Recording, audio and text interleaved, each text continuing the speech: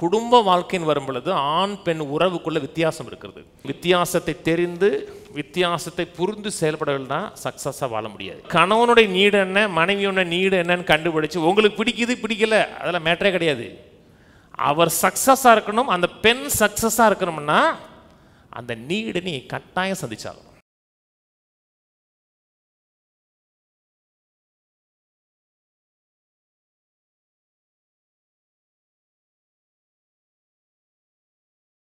ஒன்று பேதர் 3:7 அந்தபடி புருஷர்களே மனைவியானவள் பலவீனம் பாண்டமாக இருக்கிறபடியினால் உங்கள் ஜெபங்களுக்கு தடை வராதபடிக்கு நீங்கள் விவேகத்தோடு அவர்களுடனே வாழ்ந்து உங்களுடனே கூட அவர்களும் நித்திய ஜீவனாகிய கிருபையை சுதந்தரித்து கொள்ளுவர்கள் ஆனபடியினால் அவர்களுக்கு செய்ய வேண்டிய கனத்தை செய்யுங்கள். திருமண வாழ்க்கையை எடுத்து பேசி வருகிறோம். கர்த்தருடைய பார்வையில் குடும்பம் மிகவும் முக்கியம். கர்த்தருடைய பார்வையில் மிகவும் விலையேறப்பட்டது. தேவன் ஏற்படுத்தின ஃபஸ்ட் இன்ஸ்டிடியூஷன் திருமணம். தேவன் முதல்ல ஏற்படுத்தி வைத்த காரியமும் திருமணம். மாம்சத்தில் வந்த இயேசு தன்னுடைய முதலாவது மகிமையை, தன்னுடைய தன்மையை, தன்னுடைய நேச்சரை வெளிப்படுத்தினதும் திருமணம். கர்த்தருடைய பார்வையில் திருமணம் முக்கியமாக இருக்கிறது. திருமண வாழ்க்கையில் குறைவு இருக்கக்கூடாது, நிறைவாக இருக்கணும். ஏன் நிறைவாக இருக்கணும்னா ஒரு கிறிஸ்தவ குடும்பம், குறிப்பாக தேவனுடைய ரட்சிக்கப்பட்ட ஜனங்களுடைய குடும்பம் இது கிறிஸ்துவுக்கும் சபைக்கு இருக்க உறவை பிரதிபலிக்கிறது. நம்ம வெற்றிகரமாக வாழ்ந்தால் தான் கிறிஸ்து நம்ம எவ்வாறு நேசிக்கிறார், சபை எவ்வாறு கிறிஸ்துவுக்கு கீழ்ப்படுகிறது என்பதை எடுத்து காமிக்கக்கூடிய ஒரு ஸ்ட்ரக்சர் அது. அதனால தான் இன்றைக்கி பிசாசு அதை அதிகமாக அடிக்கிறான். அதை அடிச்சிட்டோம்னா இந்த உலக மக்களுக்கு காணக்கூடாத ஒரு குடும்பத்தை குறித்த அறிவை காண்கிற குடும்பத்தின் மூலமாக காமிக்க விரும்புகிறார். அதனால தான் நம்ம குடும்ப வாழ்க்கை வெற்றிகரமாக இருக்கணும், நிறைவாக இருக்கணும். அப்படி வெற்றிகரமாக நிறைவாக இருக்கணும்னா அதை குறித்த அறிவு நமக்கு அவசியம். குடும்பத்தை வெறும் அன்பினாலேயே சக்ஸஸாக மாற்றி அமைச்சிட முடியாது. இன்றைக்கி எத்தனையும் டிவோர்ஸ் ஆகிற ஆட்கள் ஒருவரோடு நேசிக்கிற ஆட்கள் தான், ஆனால் கடைசியில் டிவோர்ஸ் ஆகிறாங்க. அன்பும் அறிவும் அந்த இடத்துல ஆளுகை செஞ்சுன்னா அந்த குடும்பம் நிலைநிறுத்தப்படும். அதனால் இங்கே சொல்கிறாரு, புருஷர்களே உங்கள் மனைவியானவள் பலவீன பாண்டமாக இருக்கிறபடியினாலும் உங்கள் ஜபங்களுக்கு தடை வராதபடிக்கு நீங்கள் விவேகத்துடனே அவர்களுடனே வாழ்ந்துருக்கு. ஆம்பிளிஃபைடு பைபிளில் வித் அன் இன்டெலிஜென்ட் ரெக்கக்னேஷன் இருக்குது, அறிவுபூர்வமாக அங்கீகரியுங்கிறாரு. உங்கள் ஜபங்களுக்கு தடை வந்துடக்கூடாது. உங்கள் ஜபங்கள் சக்ஸஸாக இருக்கணும்னா கணவன் மனைவி உறவில் ஒருவர் எப்படி நடத்துகிறோம், எப்படி அவர்களுக்கு கனத்தை கொடுக்குறோம், மரியாதை கொடுக்குறோங்கிறது நம்முடைய ஆவிக்குரிய வாழ்க்கையில் ஒரு தாக்கத்தை ஏற்படுத்தக்கூடியதாக இருக்கிறது.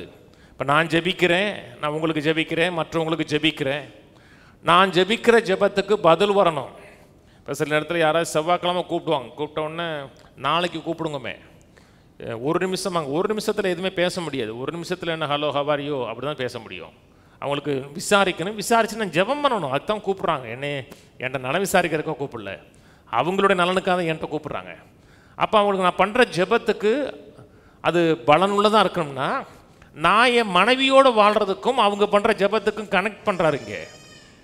என் மனைவியோடு வாழ்கிற வாழ்க்கை சரியாக இல்லைன்னா நான் மற்றவர்களுக்கு பண்ணக்கூடிய ஜெபத்துக்கு பதில் வராமல் தடையாகுங்கிறாரு. அதனால தான் குடும்ப வாழ்க்கையில் ஒரு ஆண் தலைவனாக இருக்கக்கூடிய ஆண், கணவனாக இருக்கக்கூடிய ஆண், அவனுடைய பங்கு என்ன என்பதை அறிந்து கொள்ளணும். குடும்பத்தில் அவன் ஆற்ற வேண்டிய பங்களிப்பு என்னன்னு அறிந்து கொள்ள வேண்டும். அதே ஒரு பெண் என்பவள் அந்த குடும்பத்தில் ஆற்ற வேண்டிய அவருடைய பங்களிப்பு என்ன என்பதை அறிந்து கொள்ள வேண்டும். இங்கே சொல்கிறார், அவர்களும் நித்திய ஜீவனாகிய கிருபையை சுதந்திரித்து கொள்ளுவர்கள் ஆனபடியினால் அவர்களுக்கு செய்ய வேண்டிய கனத்தை செய்யுங்க. ஆண் பெண் வித்தியாசம் இருக்கிறது. வித்தியாசம் இருந்தாலும் ஒருவரை பார்க்கலும் ஒருவர்கள் மேலானவர்கள், ஒருத்தர் கீழானவரும் கிடையாது. ரெண்டு பேருமே நித்திய ஜீவனாகிய கிருபையை சுதந்திரித்திருக்கிறவர்கள், ஆணும் சரி பெண்ணும் சரி. ரெண்டு பேருமே தேவனால் அன்பு கூறப்படுகிறவர்கள். ரெண்டு பேருமே தேவனுடைய பார்வையில் விலை மதிப்பற்றவர்கள், விலையேறப்பட்டவர்கள். ரட்சிப்பின் வரும் பொழுது, ஆவிக்குரிய காரியம் வரும் பொழுது எந்த வித்தியாசமும் கிடையாது, எல்லாமே ஈக்குவல். நீதி ஒரே நீதி. இயேசுவ நாமத்தை எல்லாரும் பயன்படுத்தலாம், ஆணும் பெண்ணும் பயன்படுத்தலாம். தேவனுடைய சர்வாயுத வர்க்கம் ஆணுக்கு உரியது பெண்ணுக்கு உரியது. ஆவிக்குரிய வரங்களை பயன்படுத்துவது ஆணுக்கு உரியது பெண்ணுக்கு உரியது. 9 வரங்களும் ஆணும் பயன்படுத்தலாம் பெண்ணும் பயன்படுத்தலாம். தீர்க்கதரிசியாக இருக்கலாம், பாஸ்டராக இருக்கலாம், 5 ஃபோல்டு மினிஸ்ட்ரியிலையும் இருக்கலாம். எல்லாருமே அதில் எந்த ஒரு மாற்று கருத்து கிடையாது, எல்லாமே அது ஈக்குவல். சில மக்கள் தவறாக புரிஞ்சுக்கிறாங்க. அந்த அதிகாரத்தை குறித்து பேசுது இல்லையா, இந்த 1 கணவனுக்கு கிறிஸ்து தலையாக இருக்கிறார், மனைவிக்கு கணவன் தலையாக இருக்கிறன்னு சொல்லும் பொழுது, எப்பொழுது ஒரு கணவன் இயேசுவின் மூலமாக போகிறது போல மனைவி கணவன் மூலமாக போகணும் அப்படின்னு போதிக்கிறவங்களா இருக்காங்க. எவ்வளோ எப்படி சிந்திக்கக்கூடாதோ அப்படிலாம் சிந்திக்கிறது. அதனால கான்டெக்ஸ்ட் முக்கியம். ஜெபண்டு வரும் பொழுது உங்களுக்கும் தேவனுக்கு இடையே எந்த மீடியேட்டர் கிடையாது, மத்தியஸ்தர் கிடையாது. ஆனால் குடும்ப வாழ்க்கைன்னு வரும் பொழுது ஆண் பெண் உறவுக்குள்ள வித்தியாசம் இருக்கிறது. வித்தியாசம் இருக்கிறதுனால யாருமே மேலானவர்கள் யாரும் கீழானவன் கிடையாது. இங்கே சொல்லுகிறார், உங்கள் மனைவியானவர் பலவீன பாண்டமாக இருக்கிறபடியான்னு சொல்லும் பொழுது ஆவிக்கு ரீதியில் பலவீனமாக இருக்காங்கன்னு சொன்னோம்னா நான் நம்ப மாட்டேன். நிறைய இடத்துல கணவனை பார்க்கலும் மனைவி தான் ஆவிக்கு ரீதியில் நல்லா ஸ்ட்ராங்காக இருக்காங்க.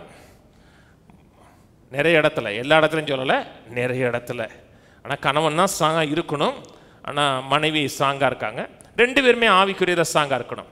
வித்தியாசம் சொல்லும் பொழுது மேல் கீழும் கிடையாது. இங்கே சொல்கிற சரீர பிரகாரமாக சொல்கிறார்.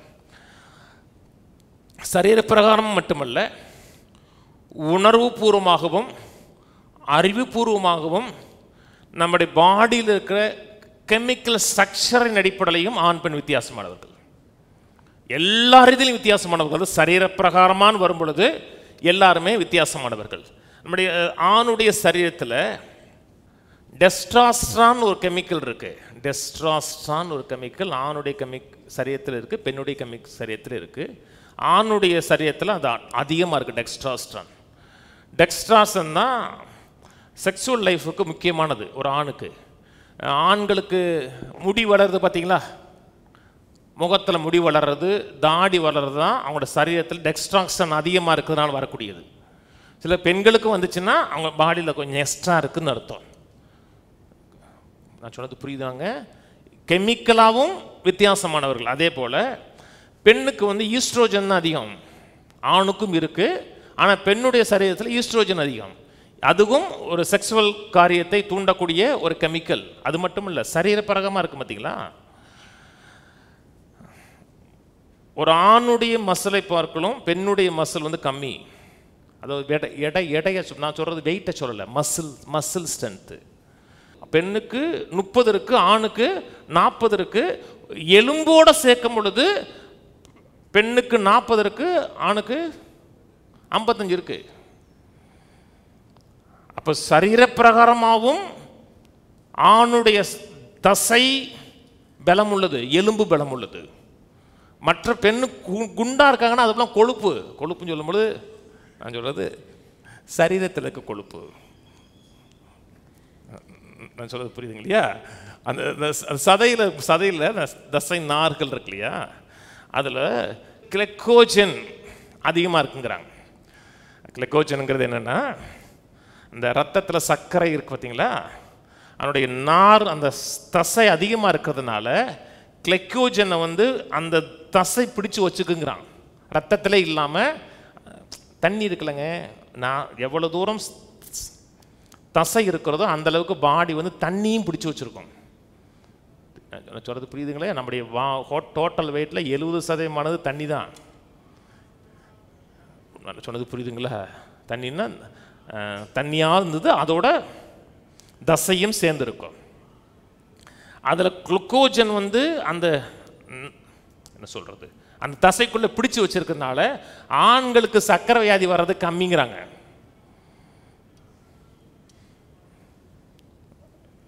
மெடிக்கலாக சொல்கிறாங்க. அப்போ எல்லா ரீதியிலையும் சரீரப்பிரகாரம் வரும் பொழுது வித்தியாசம் இருக்குது. மூளை இருக்கு இல்லையா, மூளையில் வடது மூளை இடது மூளைன்னு இருக்குது. 2 ஹெமிஸ்பியர்னு சொல்கிறாங்க இல்லையா, வலது மூளை இடது மூளை.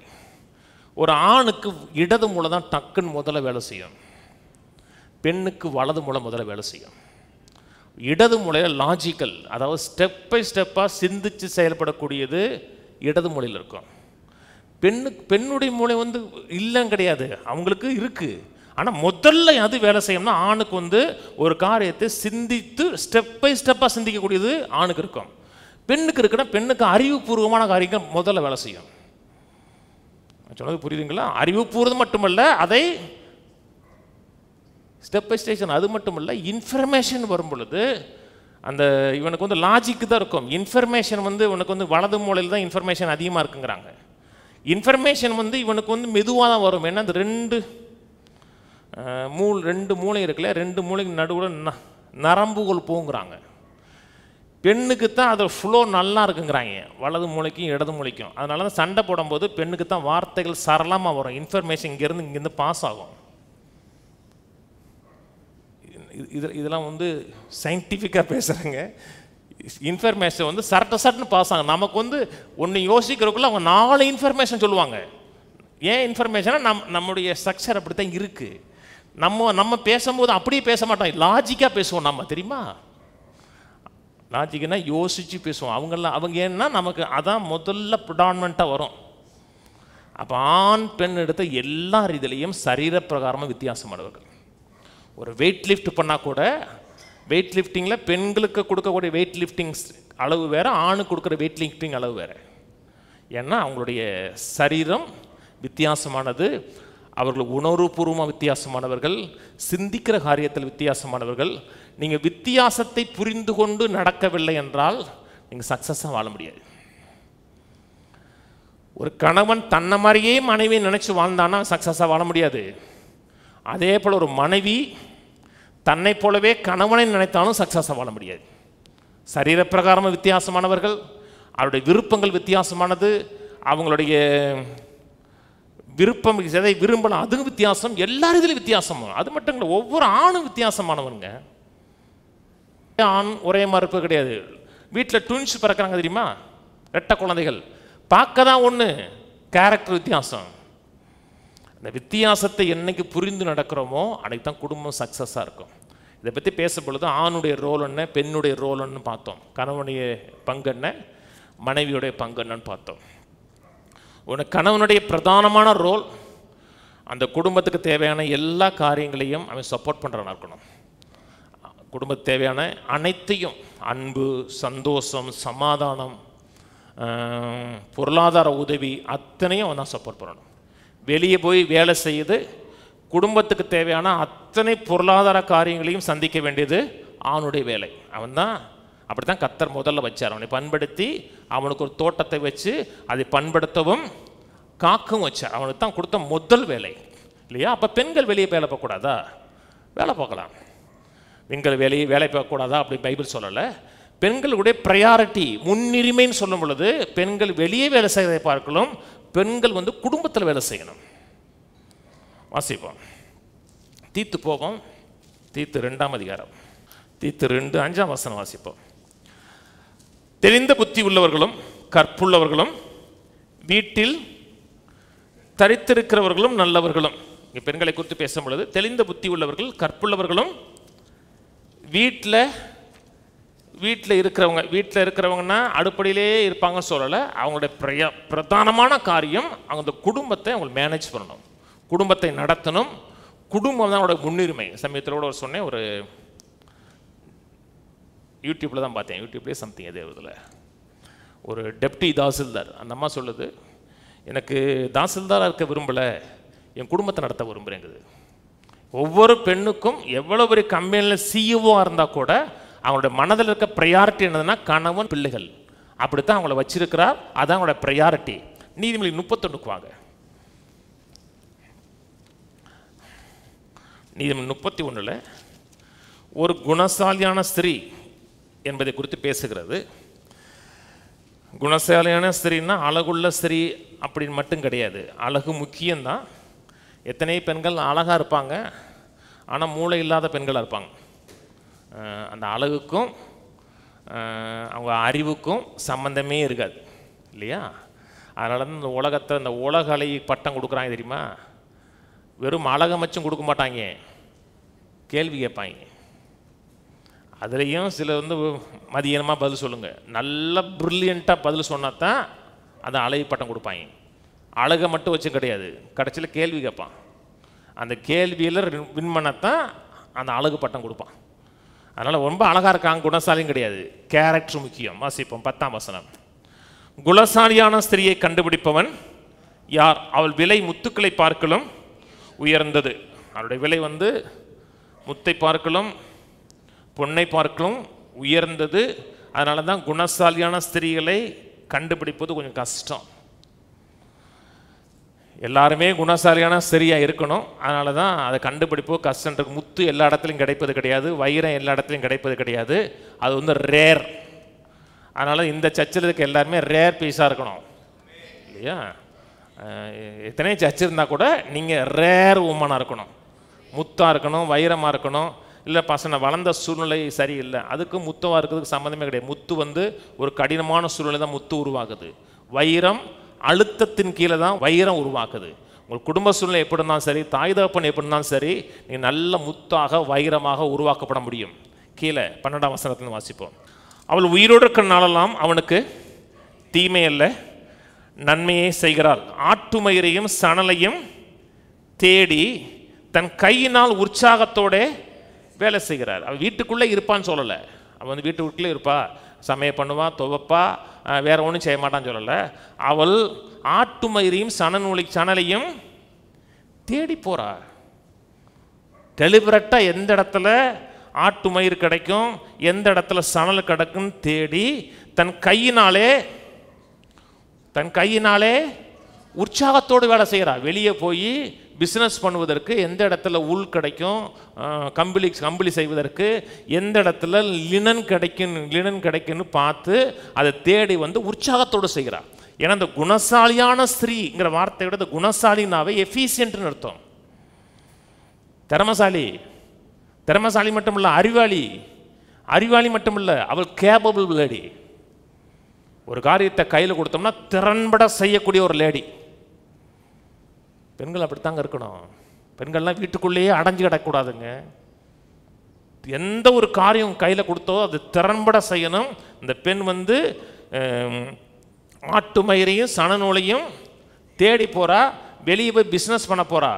கணவன் மேலே இருந்த பயத்தின் அடிப்படையில் வேலைக்கு போகல, ஏதோ ஒரு ப்ரெஷர் இருந்துச்சு அதனால் பிஸ்னஸ் பண்ணான்னு கிடையாது. அவள் விருப்பப்பட்டு செய்கிறா. என் குடும்பம், என் பிள்ளைகள், என்னுடைய வாழ்க்கை அது திறன்பட செய்ய வேண்டும் என்று விருப்பப்பட்டு அவளே வாலண்டியராக பிஸ்னஸ் பண்ணுறா. பெண்கள் அப்படி தாங்க இருக்கணும். பெண்கள் வந்து பிஸ்னஸே பண்ணக்கூடாதுன்னு பைபிள் சொல்லலை, வேலைக்கே போகக்கூடாதுன்னு சொல்லலை. உங்களை எஃபிஷியண்ட்டாக கர்த்தர் படைச்சிருக்கிறாரு. ஆணை பார்க்கலும் பெண்ணுக்கு அறிவு பண்டாரன்னு வேலை செய்யும், எடுத்தவுடன் வேலை செய்யும், ஸ்டக்குன்னு வேலை செய்யும். அப்போனா அந்த அறிவை நீங்கள் யூஸ் பண்ணணும்.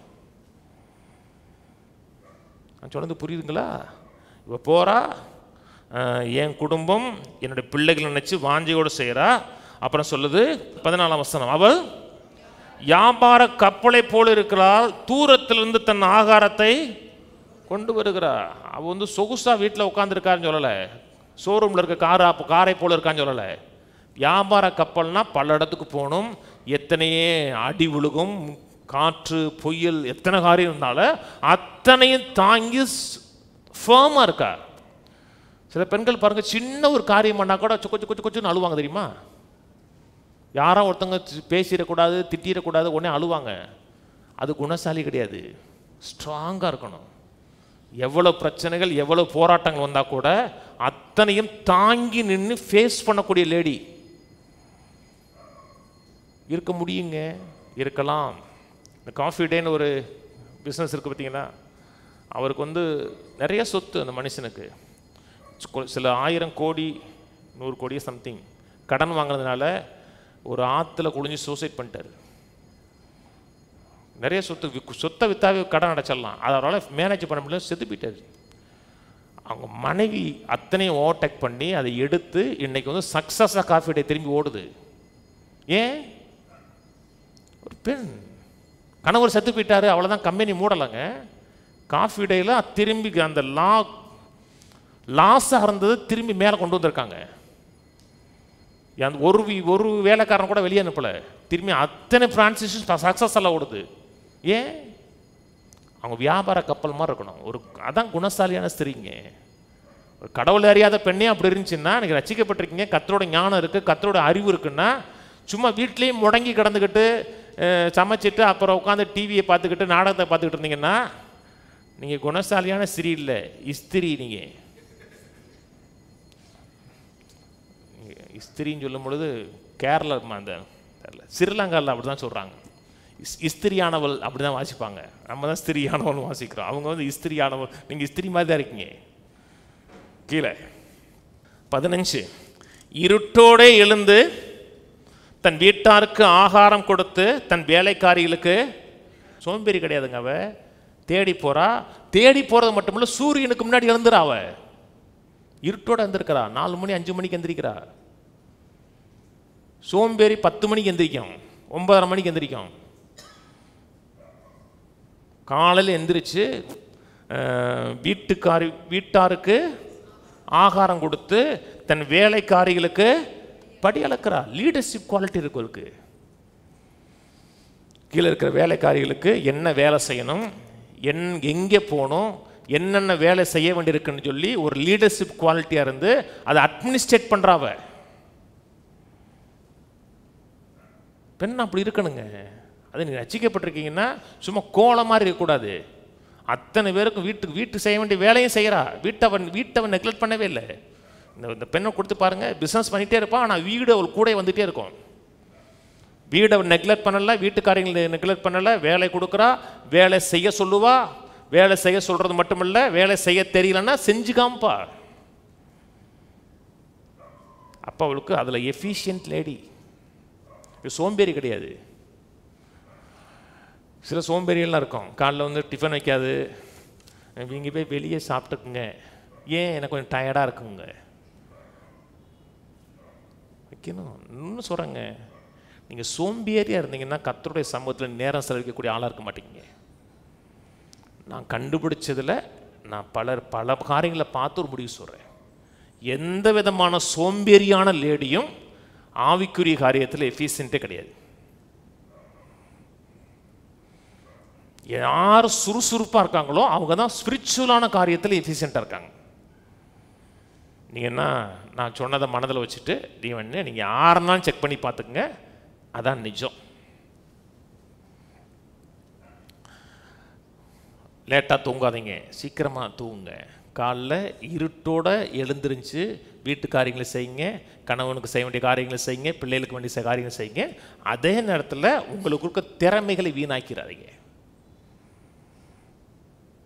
அதாங்க லேடி. 16 வசனம் திரும்பி வாசிக்கிறேன். ஒரு வயலை விசாரித்து அதை வாங்குறா. வயலை அவளே விசாரிக்கிறாங்க. இன்றைக்கி இருக்க லேடி அவங்களே விசாரிப்பான்னு கேட்க மாட்டாங்க. ஏங்க நான் இங்கே போகிறேன், எந்த ஃப்ளாட்டுன்னு சொல்லுங்களேன், 10ஆம் நம்பரா 11ஆங்க, இங்கே அவர் புரோக்கர் வரலைங்க, கொஞ்சம் ஃபோன் பண்ணி சொல்லுங்களேங்க. அம்மா சொல்லிட்டு நம்ம வர்றாமா அப்படின்னு சொல்லிட்டு அவங்க சொல்லணும், என் மனைவி வெயிட் பண்ணுறாங்கன்னு சொல்லணும். அப்புறம் அவர் வரலைன்னா திரும்பி ஃபோன் பண்ணுவாங்க. இவ விசாரிக்கிறா. அவள் செய்கிற ஒவ்வொரு காரியத்துக்கும் அவன் வீட்டுக்காரன்ட்ட கேட்கலங்க, வீட்டுக்காரன்ட்ட சொல்லணும். ஆனால் எஃபிஷியன்ட் லேடி, அதான் குணசாலியான ஸ்திரீனா, அவளே விசாரிக்கிறான்னா இந்த இடத்த இன்வெஸ்ட் பண்ணுறோம்னா திரும்பி நல்ல விலைக்கு போகுமா அப்படின்னு பார்க்கணும். சீப்பாக வருது, சீப்பாக வரட்டும், எவ்வளோ நாளில் அந்த பணம் டபுள் ஆகும்.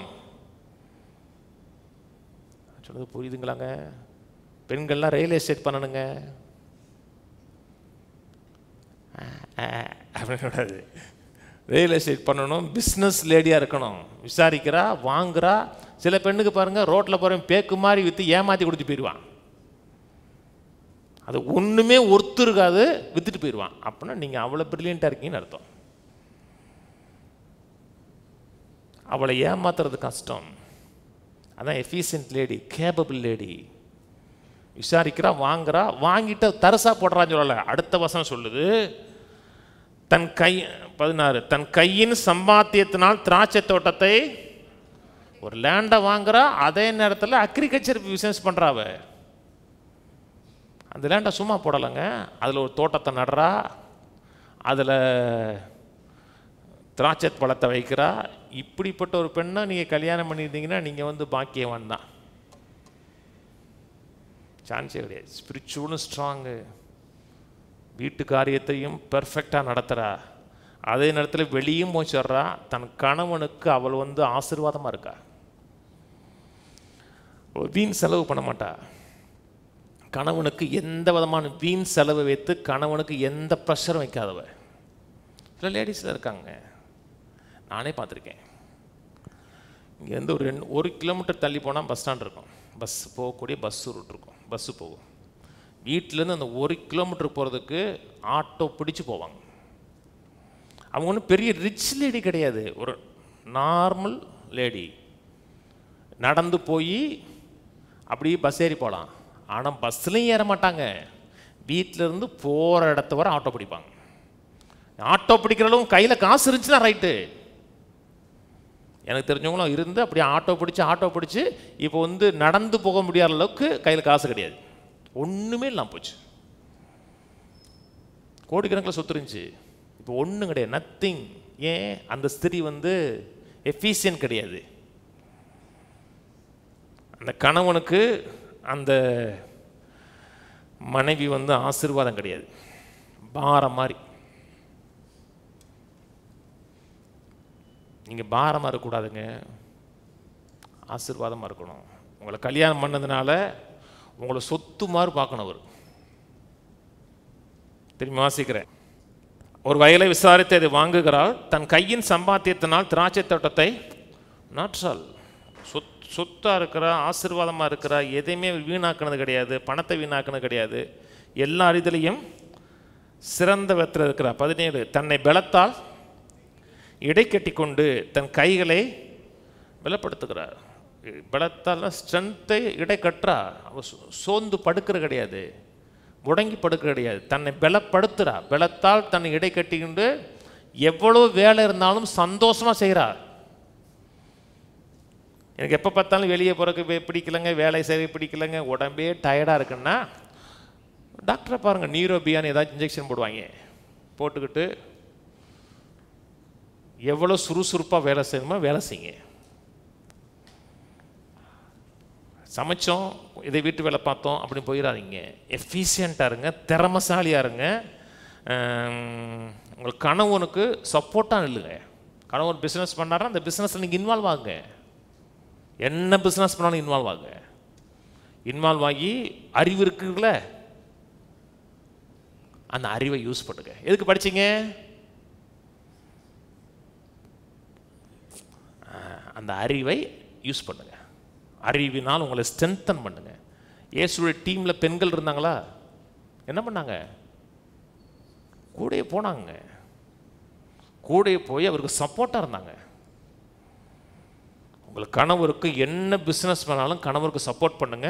இல்லை கணவர் வந்து வெளியே வந்து இல்லை கவர்மெண்ட்டை வேலை செய்கிறார், நீங்கள் பிஸ்னஸ் பண்ணுங்க. அவர் செய்கிறது வேலை, நீங்கள் பிஸ்னஸ் பண்ணுங்க. நிறைய கணவர்மார்கள் மனைவியை உள்ளே விட மாட்டாங்க.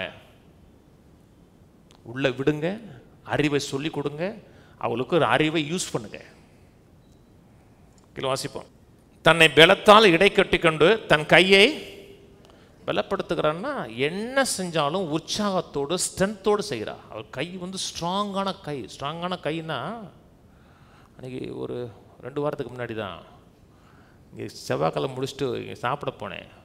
ஒரு அம்மா சாப்பிட்டுச்சு. அந்த அம்மாவோட கை வந்து ஸ்ட்ராங்கான கை, என் தொட மாதிரி இருந்துச்சு. பெரிய பெரிய கை. நான் அந்த அம்மா சாப்பிட்ற வரை பார்த்துச்சு, என்ன தான் சாப்பிட்றான்னு பார்த்துட்டே இருந்தேன். முதல்ல வந்து தோசை, அதுக்கப்புறம் நைட் நேரம் 9 மணிக்கு 9:15 மணிக்கு அப்புறம் சில்லி என்னது காலிஃப்ளவர், இவர் இருந்தார், சில்லி காலிஃப்ளவரு தின்னுட்டு நல்லா சாப்பிட்டா. நான் பார்த்துட்டே இருந்தேன். முடிஞ்ச உடனே பில் பே பண்ணுறவரை பார்த்துட்டே இருந்தேன். என்ன தான் அவளுடைய ஆக்டிவிட்டிஸ் இருக்குண்டு. இது அவங்களுக்கு குறை கண்டிப்பாக இருக்குல்ல. நான் அறிவை கேதர் பண்ணுவேன் எங்கே போனாலும். முடிஞ்ச உடனே போனால் நல்லா சாப்பிட்டா. முடிஞ்ச உடனே 2 கடலை மிட்டாய் வாங்கி வாயில் போட்டு போனான். அப்படின்னா அவங்க கை வந்து ஸ்ட்ராங்காக தான் இருக்கும். நான் அந்த ஸ்ட்ராங்கு சொல்லலைங்க. நீங்கள் என்ன வேலை செஞ்சாலும் கை வந்து ஸ்ட்ராங்கான ஸ்ட்ரென்த்தன் கையாக இருக்கணும். பலப்படுத்தப்பட்டதுன்னா அறிவு கை எல்லாம் பலப்படுத்திட்டு இருக்கணும். கீழே 18,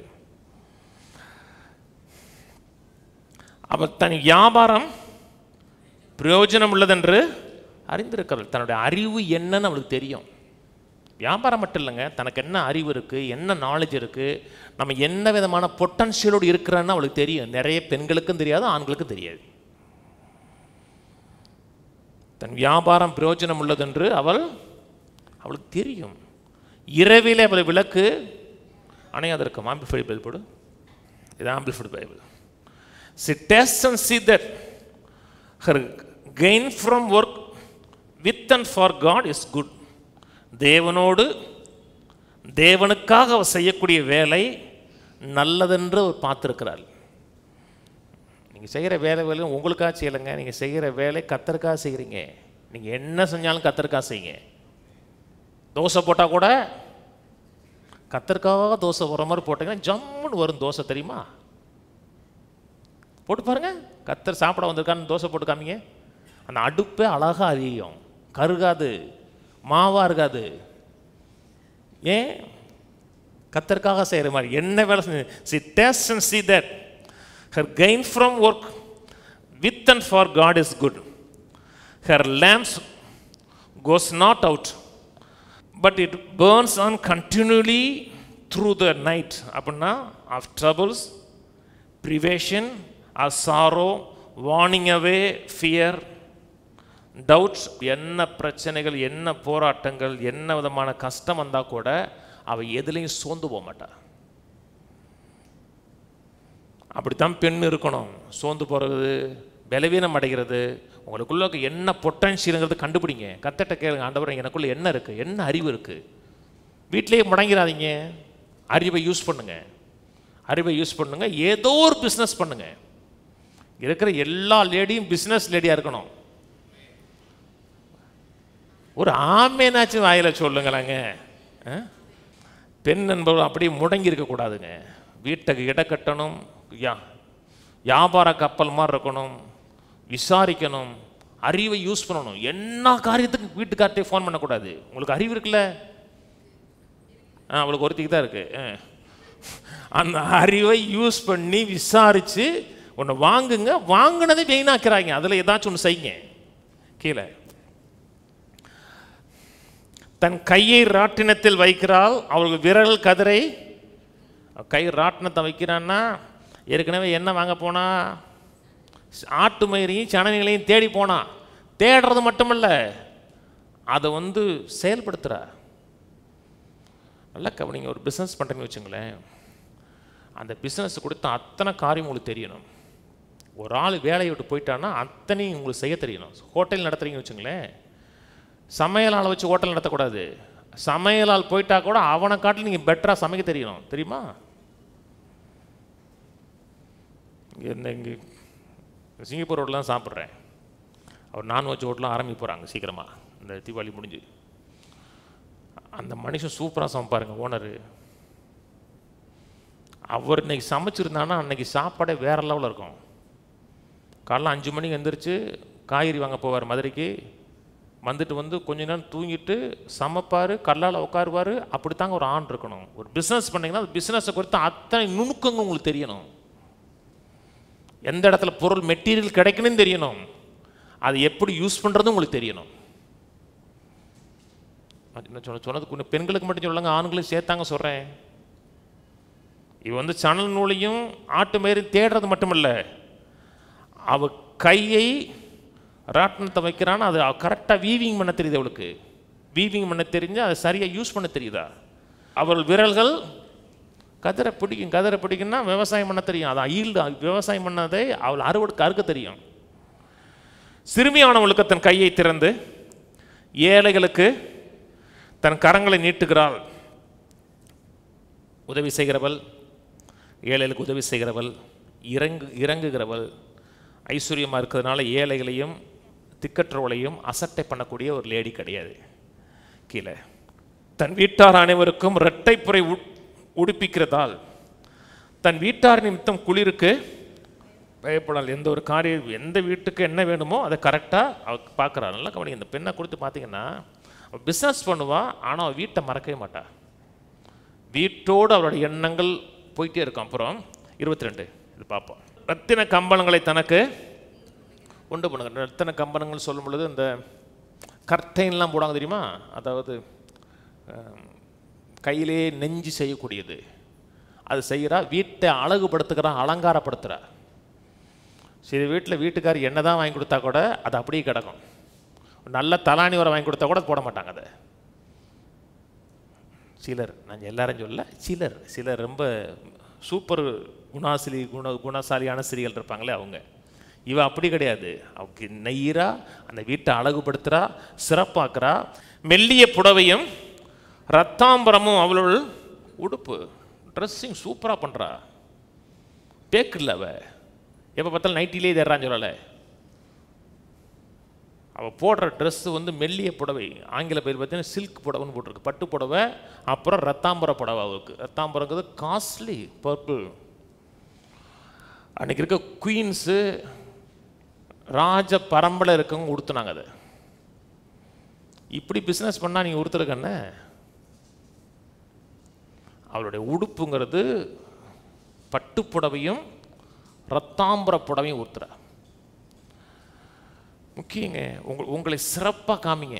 நல்ல ட்ரெஸ் பண்ணுங்க, அழகாக ட்ரெஸ் பண்ணுங்க.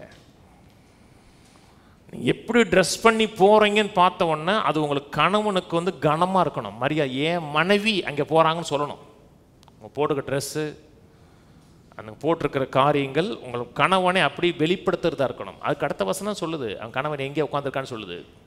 அந்த கணவன் வந்து ஒளிமுக வாசல் உட்காந்துருக்கான் இருக்கு. தமிழில் வாசல்ங்கிற வார்த்தை இல்லை. அவள் புருஷன் தேசத்து மூப்பர்களோட நியாயஸ்தலத்தில் உட்காந்துருக்கிறான்.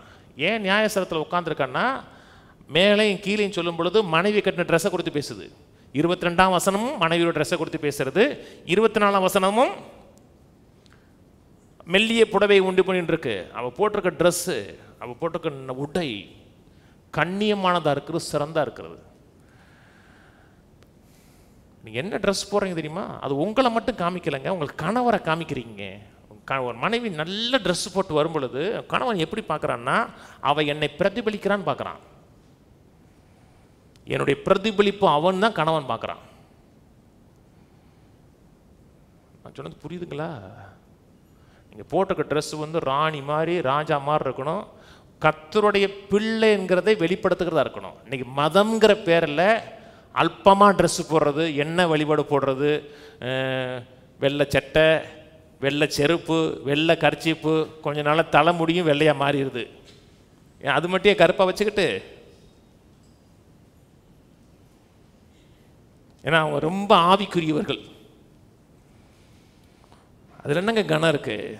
நல்ல ட்ரெஸ் பண்ணுங்க. குணசாலியான ஸ்திரியை கொடுத்த போது பட்டுப்படவை போடுறா, ரத்தாம்பரம் போடுறா. அப்புறம் சொல்லுது, அவள் புருஷன் தேசத்து மூப்பர்களோட நியாயஸ்தலத்தில் உட்கார்ந்துருக்கையில் பேர் பெற்றவனாக இருக்கான். அவளோட மனைவியோட ட்ரெஸ்ஸிங்கை கொடுத்து சொல்லிட்டு கணவனை கொடுத்து பேசுறது. உட்காந்துருக்கான்.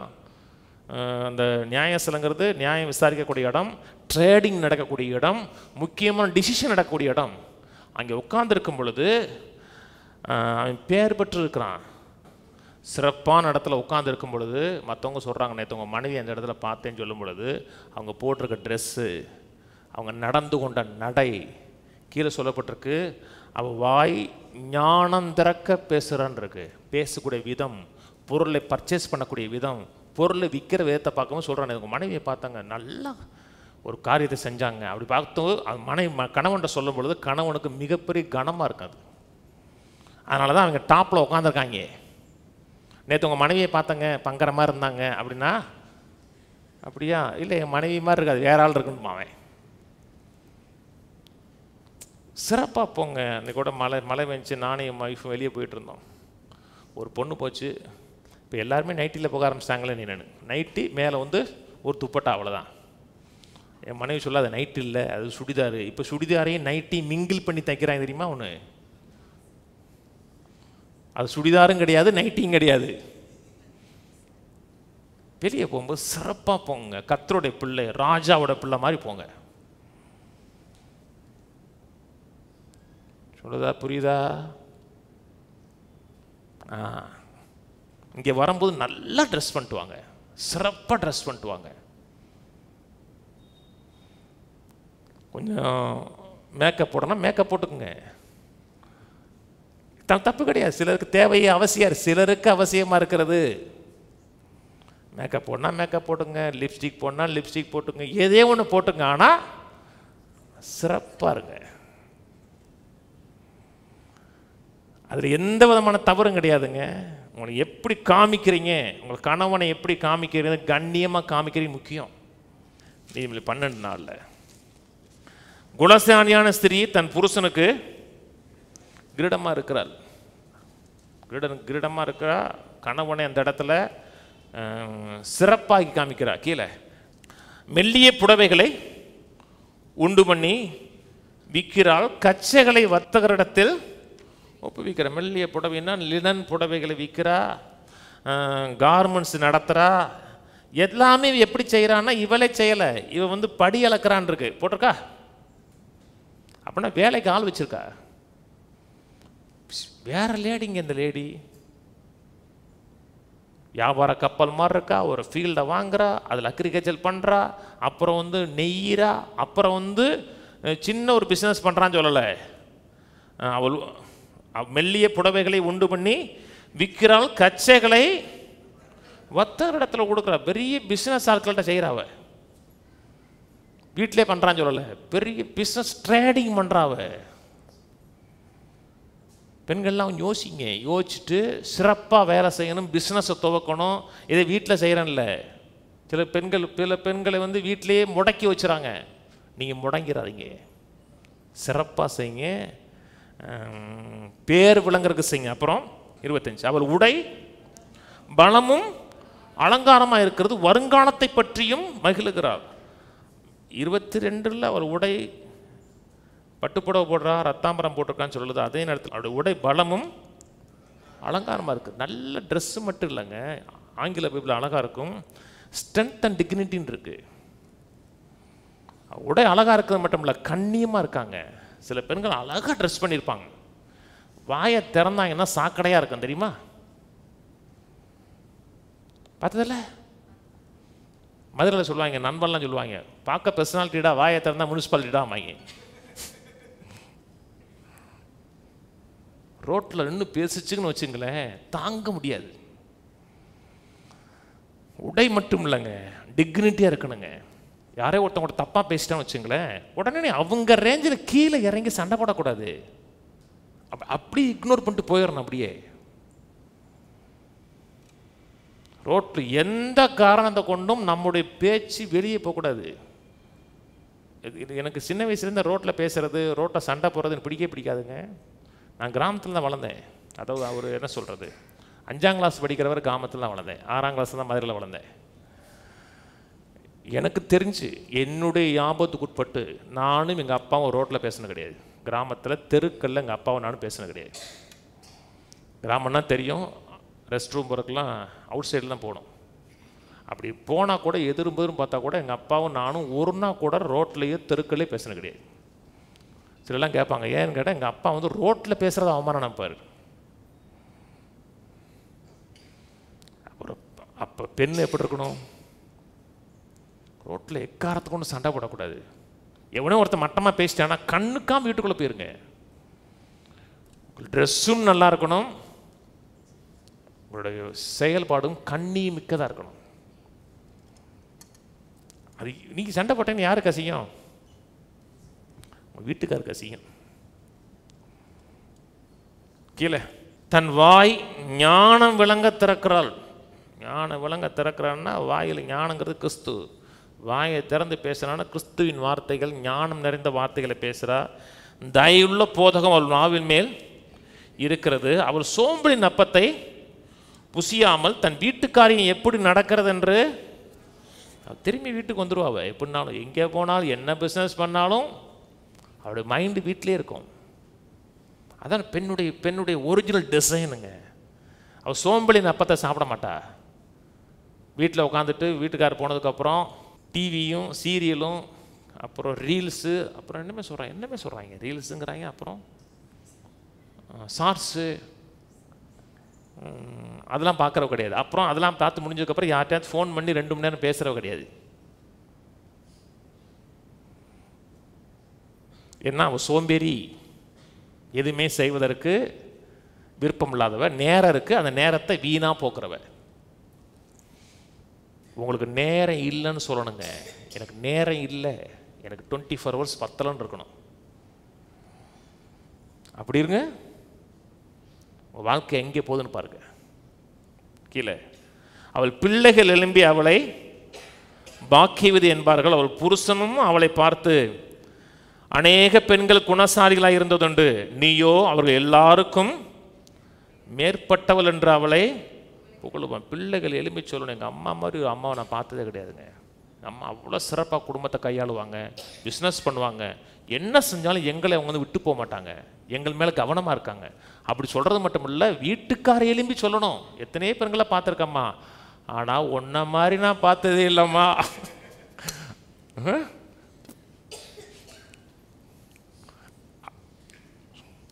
நீ எல்லாத்துக்கும் மேற்பட்டவ அப்படி சொல்லிடக்கூடாது. இத்தனையே அழகான பெண்களை பார்த்துருக்கேன், அறிவுள்ள பெண்களை பார்த்துருக்கேன், ஆனால் ஒன்ன மாதிரி அறிவும் அழகுள்ள பிள்ளைகளை எங்கேயும் பார்த்ததுன்னு வீட்டுக்காரர் சொல்லணும். வீட்டுக்காரன் வாயிலிருந்து புகழ்ச்சி வந்துருச்சுன்னு வச்சுங்களேன், அதாங்க ரியல் புகழ்ச்சி. வேறு யாரும் சொல்கிறது ரியல் கிடையாது. வீட்டுக்காரர் சொல்கிறார் பார்த்தீங்களா. எனக்கு ஒரு வீட்டுக்கு போயிருந்தேன், அவங்க அம்மா சமயத்தில் இறந்து போயிட்டாங்க நினைக்கிறேன்.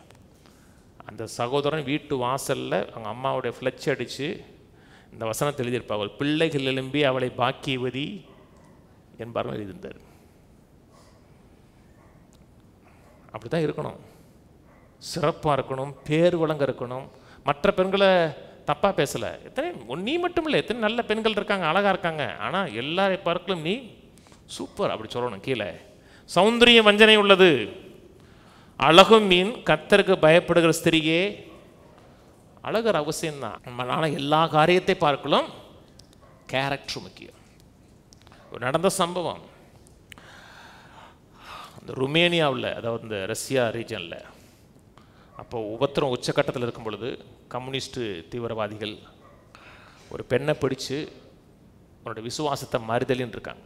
ஏசு இல்லை, ஏசு கும்பிட மாட்டேன்னு சொல்லியிருக்காங்க. இல்லைன்னா நாளைக்கு முகத்தை வந்து சிதைச்சிருவோம். அந்த பொண்ணு பார்க்க அழகான பெண், இல்லை சிலர்லாம் பார்க்க அழகாக இருக்காங்க. சமீபத்தில் ஒரு நியூஸ் பார்த்தேன் 2 நாளைக்கு முன்னாடி, ஸ்ரீலங்கா நியூஸ் ஒன்று. இது ஒரு பெண்ணு, செவ்வந்தி, இது ஒரு பெண்ணு, அவ்வளோ அழகாக இருக்காங்க அந்த பெண்ணு. அவள் வந்து இந்த அண்டர் கிரவுண்ட், ஏதாவது என்ன சொல்கிறாங்க, பாதாள உலக ராணிங்கிறாங்க அவளை. அதில் போட்டிருக்காங்க, கீழே எழுதியிருக்கேன் ஒருத்தன், நீ மனம் திரும்பி வந்தால் உன்னை கல்யாணம் பண்ணியிருக்க நான் ஆயத்தமாக இருக்கேன்னு ஒருத்தர் எழுதியிருக்கான். அவன் முட்டாள் நிறுத்தவன்.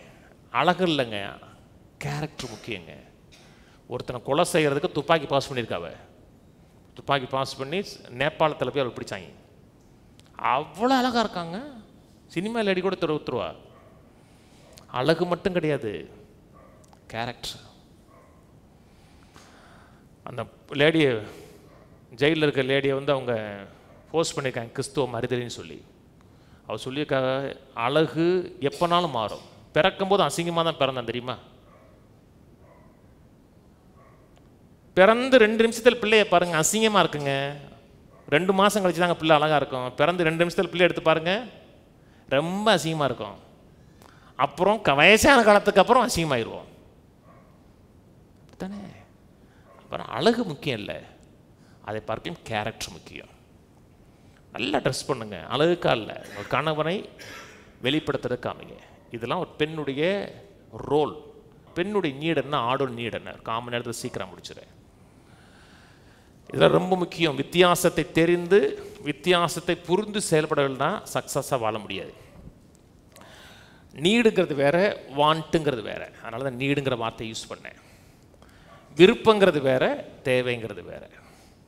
இப்போது உங்களுக்கு பெட்ரோல் ஸ்மெல் பிடிக்குமா? சிலருக்கு பிடிக்கும். பெட்ரோலை குடிப்பீங்களா?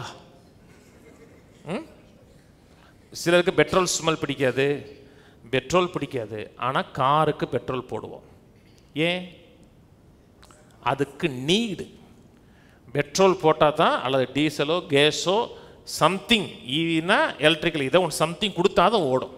உங்களுக்கு பிடிக்குதோ பிடிக்கலையோங்கிறது முக்கியம் இல்லை, அதோடைய நீடு என்ன என்று அறிந்து அந்த நீடை சந்திச்சிங்கன்னா அது ஓடும். அதே போல் கணவனுடைய நீடு என்ன, மனைவியோட நீடு என்னன்னு கண்டுபிடிச்சி உங்களுக்கு பிடிக்குது பிடிக்கல அதெல்லாம் மேட்டரே கிடையாது.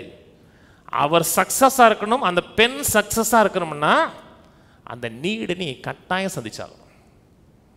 ஒரு ஆணுடைய நீடில் முக்கியமான நீடு, ஒரு ஆணுக்கு செக்ஸ் அவசியம்.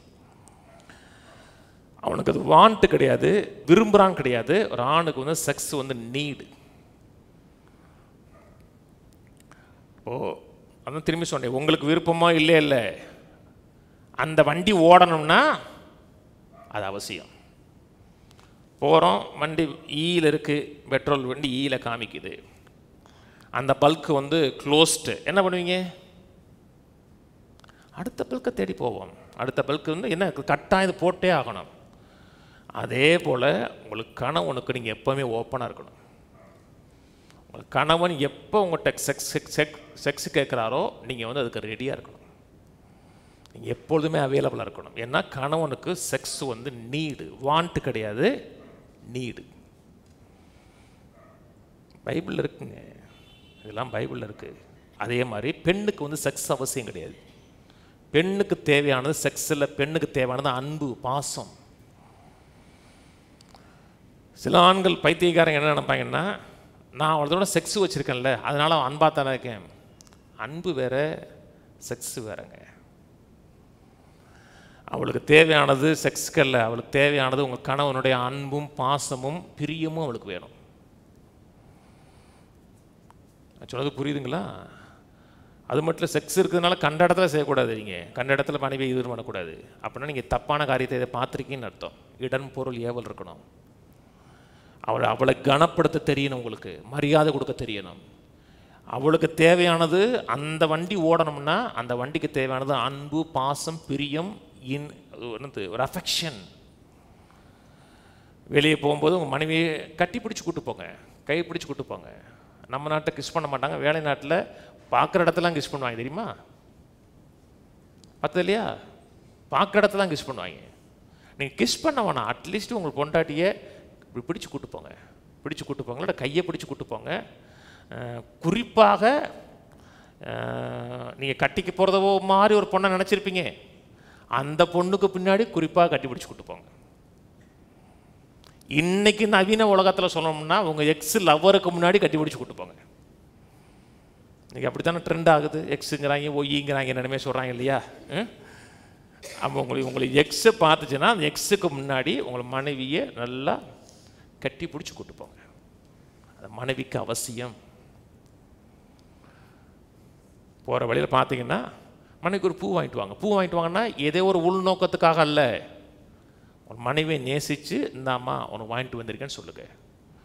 ஒரு நாள் நீ உட்காருமா, நான் உனக்கு சமைச்சு கொடுக்குறேன்னு சொல்லுங்கள்.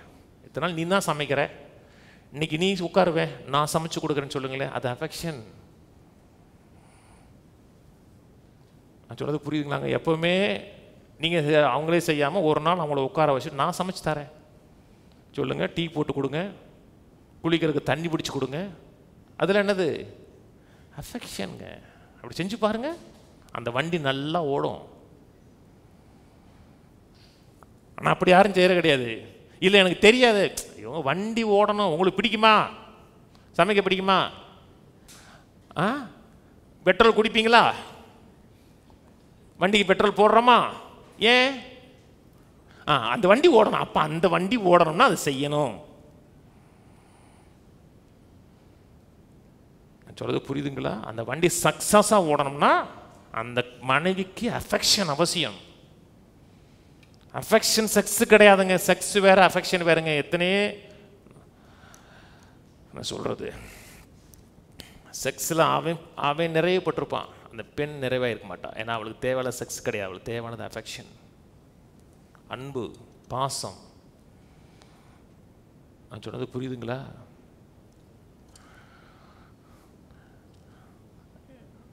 அதுதான் சர்ச்சு முக்கியம். ரெண்டாவது காரியம், ஒரு ஆணுக்கு தேவையானது பொழுதுபோக்கு அவசியம். ரெக்ரிகேஷன், பொழுதுபோக்கு அவசியம், கட்டாயம் அவசியம். ஏன் பொழுதுபோக்கு ஆணுக்கு அவசியம்? கிரிக்கெட் யார் பார்க்குற, ஆனா பேனா? ஏன்?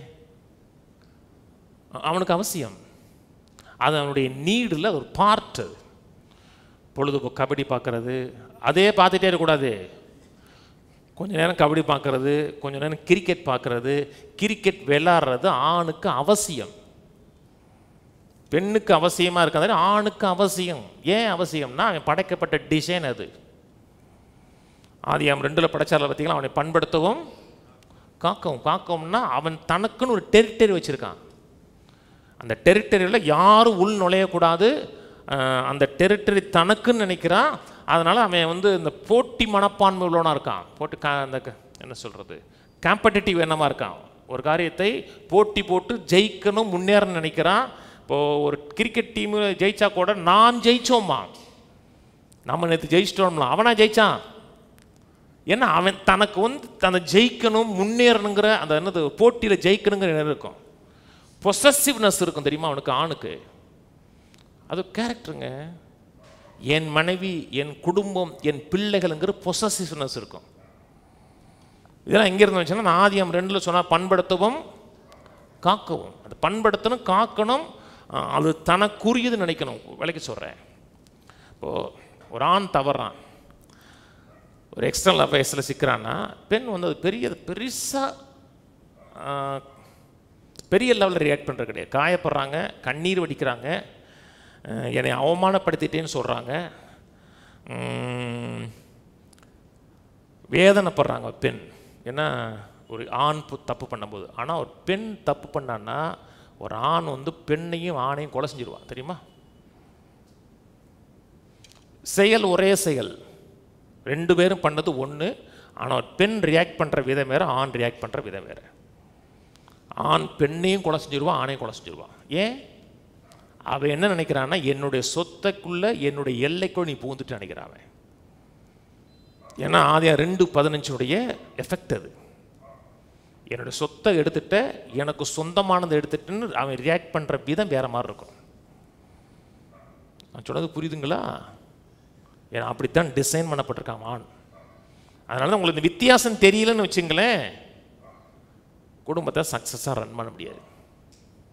ஒரு ஆண் வீட்டுக்கு வர்றான், ஏன்னா அவனுக்கு போட்டி போடணும், ஜெயிக்கணுங்கிற என்ன இருக்கும். இப்போ நீங்கள் போட்டி போட முடியாது, மல்யுத்தம் பண்ண முடியாது, யுத்தத்துக்கு போக முடியாது. நான் சொல்கிறது, அந்த நாட்கள் ராஜாக்கள் யுத்தத்துக்கு போவாங்க, மல்யுத்தம். இன்னைக்கு மல்யுத்தம் பண்ண முடியாது. என்ன செய்யலாம்? ரிமோட்டை வச்சு யுத்தம் பண்ணலாம், கிரிக்கெட்டில் பார்க்கலாம். வந்து கொஞ்ச நேரம் உட்காந்துருக்கான்னு வச்சுங்களேன், வந்த உடனே டிவி ஆஃப் பண்ணிட்டு போங்க ஜெபம் பண்ணுங்க அப்படின்னு சொல்லக்கூடாது. பைபிள் வாசிங்க. ஒரு பிரசங்கம் கேட்டான்னா போய் கிரிக்கெட் பார்த்துட்டு இருந்தால் குடும்பம் உருப்பிட்டுருமா? இல்லைங்க, அது இருக்கட்டுங்க, கொஞ்சம் அவனுக்கு வந்து பொழுதுபோக்கு அவசியங்க. ஜெபம் பண்ணுற விதம் வேற, நேரம் வேற, அவனுக்கு பொழுதுபோக்கு அவசியம். ஏன் அவசியம்? அவனுக்கு உள்ள போட்டி மனப்பான்மை அவனுக்குள்ளே இருக்கு. ஏதோ எந்த டீமும் ஏதாவது ஒரு டீம் ஜெயிக்கணும்னு நினைப்பீங்களா? ஏங்க பங்களாதேஷ் ஆப்கானிஸ்தான் சண்டை போடுறாங்க, கிரிக்கெட் விளாட்றாங்க, ஏதோ ஒரு டீமை சப்போர்ட் பண்ணுறீங்களா? ஏன்? அவங்க டீமா? உங்களுக்கு வந்து ஏதோ ஒரு டீம் வின் பண்ண நினைப்பீங்க. ஏன்னா அப்படித்தான் நீ கிரியேட் பண்ணப்படுறீங்க. போட்டி போடணும், யுத்தம் பண்ணணும், அந்த டெரிட்டரியை நம்ம கூட்டணும் அப்படிங்கிற எண்ணம் இருக்கும். இப்போ யுத்தம் கிடையாது, அதனால் அவனுக்கு வந்து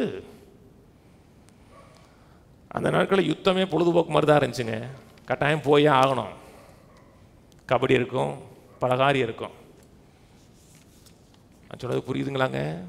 அப்போ அவனுக்கு பெண்ணுக்கு அவசியம் என்னென்னா ஓப்பன்னஸ் அவசியம். ஒரு ஆண் தனக்குள்ள எல்லாத்தையும் தன்ட்ட மறைச்சு வைக்காமல் பேசுகிறான்னு பெண்ணுக்கு அவசியம். நிறைய ஆண்கள் வீட்டில் ஓப்பனாக பேசுகிறது கிடையாதுங்க, மறைச்சு வைக்கிறது. ஓப்பனாக பேசுங்க, என்ன பண்ணுறீங்க, ஏது பண்ணுறீங்க, எவ்வளோ சம்பாதிக்கிறீங்க அப்படின்னு பெண்ணிட்ட ஒளிவு மறைவு இல்லாமல் பேசணும்.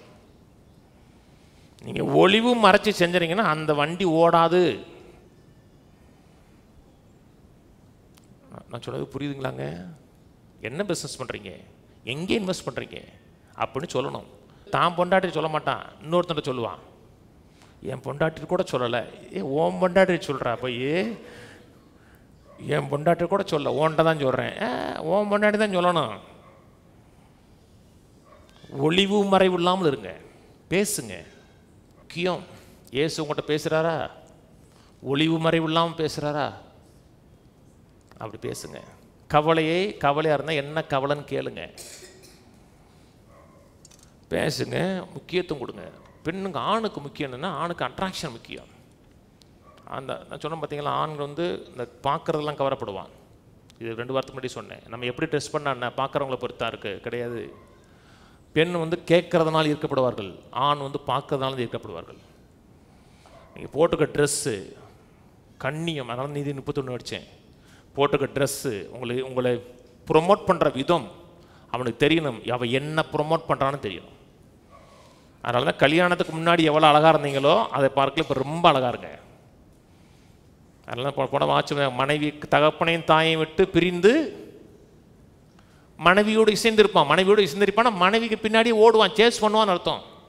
முன்னாடி சேஸ் பண்ணானா கல்யாணத்துக்கு முன்னாடி? நீங்கள் பண்ணலை, நானும் பண்ணலை. சிலர் பண்ணுவாங்க, எல்லா இடத்துக்கும் போவாங்க, அங்கே போவாங்க, இங்கே போவாங்க, இங்கே போவாங்க. கல்யாணம் பண்ணதுக்கப்புறம் சேஸ் பண்ண மாட்டாங்க. கல்யாணம் பண்ணுறதுக்கு அப்புறம் தான் சேஸ் பண்ண சொல்லியிருக்கு குடும்பம், பைபிள் சொல்லுது. அப்படி ட்ரெஸ்ஸிங் நல்லா இருக்கணும், நல்ல பாடி ஸ்ப்ரே அடிச்சிருக்கணும். பக்கத்தில் வந்தவுடனே அவன் தள்ளி போயிடக்கூடாது, நல்ல ஸ்மெல் இருக்கணும். நான் சொன்னது புரியுதுங்களாங்க? இதெல்லாம் அவசியம், ஆணுக்கு அவசியம். இன்னும் முக்கியமான காரியம், ஆணுக்கு வீடுங்கிறது சேஃப்டி மாதிரி இருக்கணும். அவன் மறைந்து கொள்ளக்கூடிய ஒரு இடம் அது. வேலையை முடிச்சுட்டு எப்படா வீட்டுக்கு போகணுன்னு இருக்கணும் அவனுக்கு. ஏன் வீட்டுக்கு போகணுன்னு நினைக்கிறான்னா, வெளியே அவனுக்கு ப்ரெஷர், பிஸ்னஸில் ப்ரெஷரு, சந்திக்கிறவங்கள்ட்ட ப்ரெஷரு, எல்லா ப்ரெஷரையும் தாண்டி வீட்டுக்கு வரும்பொழுது அவனுக்கு வீடு இன்பமான இடமா இருக்கணும். அவன் வீடு மறைந்து கொள்வதற்கு, உலகத்தின் அத்தனை பிரச்சனையிலிருந்து அவன் விலகி தஞ்சம் போகக்கூடிய இடமா வீடு இருக்கணும். ஆனால் நிறைய இடத்துல அவனுக்கு தஞ்சம் போகக்கூடிய தஞ்சம் கிடையாது. அது வார் ஜோன் மாதிரி உள்ள வந்தானே. எப்போ ஏன் லேட்டு, எங்கே போனீங்க, ஏன் ஒரு மாதிரி உங்க மேலே நாத்தடிக்குது? குடிச்சிட்டு வரக்கூடாதுங்க. எடுத்த உடனே கேள்வி கணைகள். எங்கே போனீங்க, எதுக்கு போனீங்க, ஏன் அவ்வளோ லேட்டு? அவன் வீட்டுக்கு வரத்தாங்க விரும்புகிறான். வேலையை முடிச்சுட்டு எப்படா வீட்டுக்கு போகணுன்னு அவன் நினைக்கிறான். வந்த ஒன்று 1000 கேள்வி கணைகள் எடுக்கும்போது, சமைச்சு என்ன சமைக்க வேண்டியிருக்கு இவ்வளோ லேட்டாக வந்ததுக்கப்புறம், போய் சீக்கிரம் சாப்பிட்டு எனக்கு ஒன்று வாங்கிட்டு வாங்க.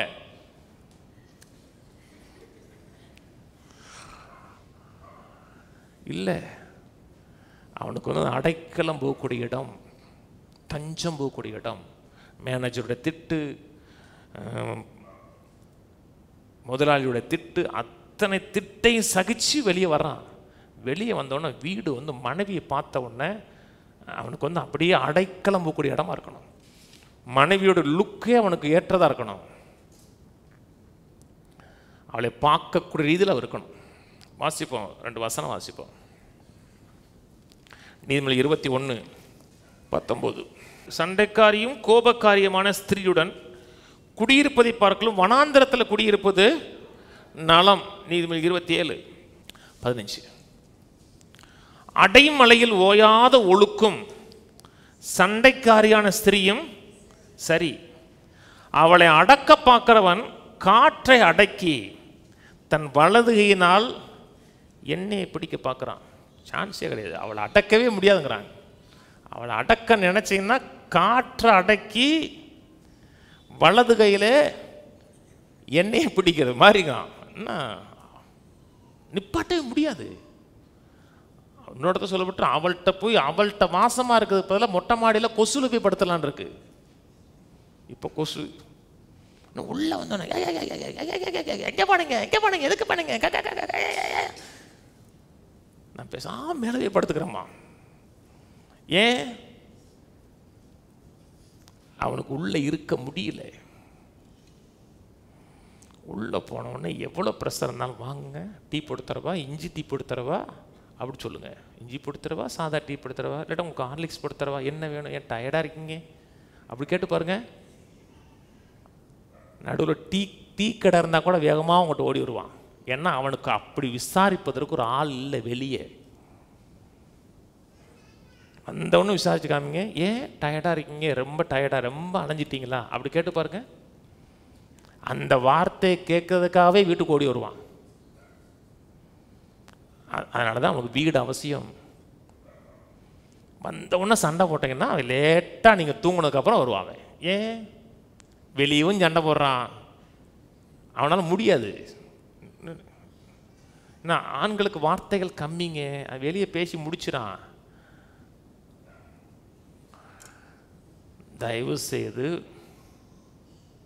உங்களுக்கு கணவனை மரியாதை கொடுத்து உள்ள வச்சிருங்க. அப்போ தான் வீட்டுக்கு வருவான். நான் சொல்கிறது புரியுதா? மனைவிக்கு முக்கியமானது கணவன் பேசணும். கணவன் பேசுகிறல்ல, இவ பேசணும். கணவன் பேசுகிறான் இல்லையா, இவ பேசுகிறதா நீ கேட்கணும். கணவன் பேச வேண்டிய அவசியம் கிடையாது. இவ பேசுகிறதா ஊ போடணும். அது கேட்கணும். ஏன்னா அவளுக்கு அது அவசியம். கணவன் பேசணுமா? கணவன் கிரிக்கெட் பார்க்குறானா, உங்களுக்கு பிடிக்கலையா, ஆஃப் பண்ணாதீங்க. என்னங்க இது அப்படின்னு கேளுங்க, நான் பேசுவான். என்னது கிரிக்கெட், என்ன, ஏன் ஒருத்தன் ஓடி வரான், ஏன் ஒருத்தன் அடிக்கிறான், அவன் அங்கேயே நின்னான அப்படி கேட்டு பாருங்க, அவன் ஃப்ளோ ஆவான். அதுக்கப்புறம் ஏன்னா நீங்கள் அவனுடைய டெரிட்டரிக்குள்ளே போகிறீங்க. அவன் விரும்புகிறத பேச வைங்க. நான் சொல்றது புரியுதுங்களாங்க? இன்னொன்று, கணவனுக்கு முக்கியம் அன்பு இல்லை, கணவனுக்கு தேவையானது மரியாதை, ரெஸ்பெக்ட் அவசியம். 2 நாளைக்கு முன்னாடி சொன்னேன், கணவன் கூட பாத்திரங்கள் விளாண்டு, அதுக்கான மனைவி வீட்டிலே சும்மா இருந்துக்கிட்டு இந்தாங்க பாத்திரங்கள் உங்க சொன்னார்ல அவர். அதனால தான் சிலது நான் சொல்கிறதுக்கு பயமாக இருக்குங்க எனக்கு. அதாவது மனைவியும் வேலை செய்கிறாங்க, கணவனும் வேலை செய்கிறாங்க. உங்களால் டைட்டாக இருக்குன்னா யாராவது ஒரு ஆள் பாத்திரம் கழுவலாம். மனைவி எங்கேயுமே போகாமல் வந்துட்டு, இன்னும் போன வாரம் சொன்னார்ல அவன் நீங்களும் பாத்திரம் விளக்கலாண்டு விளக்குங்க பாத்திரத்தை அப்படின்னா அவனை நீங்கள் அவமானப்படுத்துகிறத நினைப்பாவே. பாத்திரம் கழுவுறதா பார்க்க மாட்டாவே, அவமானப்படுத்ததான் பார்ப்பான். நான் சொல்கிறது புரியுதுங்களா? அவனை ரெஸ்பெக்ட் பண்ணுங்க, மதிங்க. நீங்கள் நல்ல சர்ச்சில் பாஸ்டாக இருந்தால் கூட உங்கள் பாஸ்டரை பற்றி கணவன் ரசிக்கப்படலைன்னா உங்கள் பாஸ்டரை பற்றி உங்கள் வீட்டுக்கார்ட்ட சொல்லாதீங்க. அவன் என்ன நினைப்பான்னா, என்ன மதிக்கிறத காட்டிலும் அவன் பாஸ்டரை தான் மதிக்கிறான் நினைப்பான். நீங்கள் மதித்தாலும் சொல்லாதீங்க. ஏன்னா அவனுக்கு அவனுடைய எண்ணத்தில் என்ன இருக்குன்னா, என்னை மதிக்கிறாங்கிற எண்ணம் இருக்கணும். இப்படி கொண்டு போங்க, குடும்பம் எப்படி வருதுன்னு பாருங்க. அப்படி சரியில்லைன்னு என்ன சொல்லுங்க, நான் கவுன்சிலிங் கொடுக்குறேன். ஞானத்தோடு நடங்க, மனைவியை நேசிங்க. மனைவிக்கு தேவையானது ரெஸ்பெக்ட் இல்லை, மனைவிக்கு தேவையானது அன்பு. கணவனுக்கு தேவையானது அன்பு இல்லை, கணவனுக்கு தேவையானது ரெஸ்பெக்ட், புகழ்ச்சி. எத்தனை கணவன்மார்களை மனைவிமார்கள் புகழ்ந்திருக்காங்க? பெரும்பாலான இடத்துல 0 தான் இருக்கும். அவங்கள புகழ்ந்து ஒரு நாள் கூட பேசியிருக்க மாட்டாங்க. புகழ்ந்து பேசுங்க, அப்ரிஷியேட் பண்ணுங்க, கனப்படுத்துங்க. அப்படி செஞ்சு பாருங்க. அவை ஒரு நாள் சொல்லுவான், எத்தனையோ எங்கள் அம்மாவை பார்த்துருக்கேன், எங்கள் அக்காவை பார்த்துருக்கேன், சான்ஸ் இல்லடி, உன்னை கல்யாணம் பண்ணதுக்கு நான் கொடுத்து வச்சுருக்கணும்னு சொல்லுவான். அப்படி ஒரு நாள் என் வாயிலேருந்து வந்துருச்சுன்னா நீங்கள் வின் பண்ணிட்டீங்கன்னு அர்த்தம். சரிதானே? எழுந்து நிற்போம். இல்லை கவனிங்க, சில காரியம் ஆணுக்கு விரும்புகிறாங்க கிடையாது, அதெல்லாம் நீடு, அவசியம், ரொம்ப அவசியம். ஒருத்தர் சொல்ல வர்றேன், சொல்லவா வேணாமா? நீங்கள் சொல்லத்தான் சொல்லுவீங்க. எனக்கு எவ்வளோ கஷ்டமாக இருக்குது. எங்கள் வீட்டில் என் ரூமில் இருக்கேன், என் ரூமில் இருந்து நான் நோட்ஸ் எழுதிக்கிட்டு இருக்கேன். பக்கத்தில் ஒரு வீட்டுக்கார் உங்கள் மனைவியை கட்டி பிடிக்க போகிறாரு நினைக்கிறேன். அவன் சீ போன்னா, அதே வார்த்தை என் காதில் கேட்குது. அவங்களுடைய கிச்சன்லேருந்து சத்தம் இருந்துச்சு எனக்கு. சீ போ அப்படின்னா அடுத்த வாரம் செத்தே போயிட்டாங்க. விரக்தி, என்ன விரக்தி, என்ன கிடையாது, ஆக்சிடென்ட் இருந்தாலும் செத்து போயிட்டான். உங்கள் மனைவி உங்களை அன்போடு வந்தான்னா, நேசத்தோடு வராட்ட கூட அன்போடு வந்தான்னா நீங்கள் நோ சொல்லாதீங்க. எப்பொழுதும் ஓப்பனாக இருக்க முக்கியம். அதே நேரத்தில் உங்கள் மனைவியை ரெஸ்பெக்ட் பண்ணவும் கற்றுக்குங்க. அவங்களுக்கு தேவையான அன்பை கொடுங்க, கரிசனை கொடுங்க. அப்படி கொடுத்து பாருங்கள், உங்கள் ஃபேமிலி லைஃப் ஃபெயிலியர் ஆகிறதுக்கான வாய்ப்பே கிடையாது. ஜெபம் பண்ணுவோம். பிதாவே, உம்மை துதிக்கிறோம், ஸ்தோத்திரிக்கிறோம், உமக்கு நன்றி செலுத்துகிறோம். உடைய பெரிய கிருபை, தயவு, அனுகூலம், ஒத்தாசைகளுக்காக ஸ்தோத்திரம். எங்களை நேசிக்கிற தேவனே, எங்களை நேசிக்கிறதுக்காக உடைய நேச கரத்துக்குள்ளே எங்களை வைத்து நடத்துகிறதுக்காக ஸ்தோத்திரம். உம்மை உயர்த்துகிறோம், உம்மை கனப்படுத்துகிறோம். இதில் கொடுக்க திறமைகள் தாளந்துகளை வீணாக்கி விடாதபடி குணசாலன ஸ்திரீகளைப் போல வாழ உள்ள இருக்க திறமைகளை தாளந்துகளை வல்லமையான விதத்தில் பயன்படுத்த உதவி செய்ய வேண்டுமா ஜெபிக்கிறேன். கேட்ட குடும்பங்கள் மக்களை ஆசீர்வதிக்கிறேன். நாமும் உயர்ந்திருக்கட்டும். எல்லா பகுதியிலையும் கர்த்தருடைய ஆளுகை பிரசன்னம் இருக்கட்டும். ஒவ்வொரு குடும்பமும் சமாதானம் நிறைந்த குடும்பமாக, சந்தோஷத்தினால் நிறைந்த குடும்பமாக இருக்கட்டும். கர்த்தருடைய வல்லமை, மகிமை, மாட்சிமை விளங்கட்டும். வழிநடத்துவீராக. குறைகளை நிறைவாக்குகிற கர்த்தர் ஒரு குறைவில்லாதபடி ஒவ்வொரு குடும்பத்தை நிறைவாக நடத்துங்க, ஆசீர்வதிங்க, வழி நடத்துங்க. நாம் மகிமைப்பட்டிருக்கட்டும், உயர்ந்திருக்கட்டும். கனமும் மகிமையும் துதியும் உமக்கு உண்டாகட்டும். இயேசு நாமத்தில் பிதாவே, ஆமென். கர்த்தராகிய இயேசு கிறிஸ்துவின் கிருபையும் பிதாவாகிய தேவனுடைய அன்பும் பரிசுத்தாவின் ஐக்கியமும் நம் அனைவரோட கூட இன்றைக்கும் கிறிஸ்துவின் வரி மட்டும் இருப்பதாக. ஆமென். கர்த்தரோட ஆசீர்வதித்து எல்லா தீமைகளுக்கு விலக்கி காக்க கடவர். கர்த்தர் தம்முடைய தயவுள்ள முகத்தை உங்களை பிரகாசிக்க பண்ணி உங்கள் கிருபையாக இருக்க கடவர். கர்த்தர் தம்முடைய முகத்தை உங்களுக்கு பிரசன்னமாக்கி சமாதானம் கட்டளையிட கடவர்.